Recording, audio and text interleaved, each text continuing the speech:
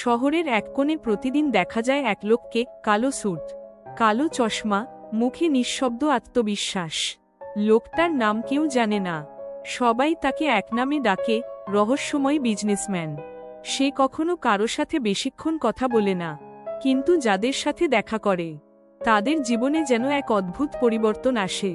কেউ হঠাৎ ব্যবসায় সফল হয়, কেউ চাকরি পায়, কেউ আবার নিজের আত্মবিশ্বাস ফিরে পায়। মানুষ ভাবে হয়তো সে বড় কোনো কোম্পানির মালিক, কিংবা গোপনে কোটি টাকার ব্যবসা চালায়। কেউ কেউ আবার বলে সে আসলে একজন জাদুকর। একদিন শহরের এক তরুণ তার কাছে গেল, বলল, স্যার, আমি অনেক চেষ্টা করছি, কিন্তু কিছুতেই সফল হতে পারছি না। আপনার রহস্যটা কি? লোকটা হাসল, তারপর পকেট থেকে একটা পুরনো আয়না বের করে দিল, বলল, প্রতিদিন সকালে এখানে তাকিয়ে দেখো তোমার আসল বিজনেসম্যান কে।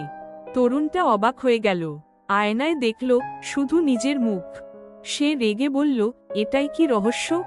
লোকটা শান্তভাবে বলল, হ্যাঁ, তুমি যার উপর বিশ্বাস রাখবে সেই তোমার সাফল্যের চাবি। আর যদি নিজের উপর বিশ্বাস না থাকে, তাহলে কোনো ব্যবসা, কোনো পরিকল্পনাই টিকবে না। এই বলে লোকটা হেঁটে চলে গেল। তারপর থেকে কেউ আর তাকে দেখেনি। কিন্তু শহরের সেই তরুণ আজ সফল উদ্যোক্তা। তার অফিসের দেয়ালে একটা পুরনো আয়না ঝুলছে, নিচে লেখা আছে মাত্র 3টা শব্দ, রহস্য আমি নিজেই।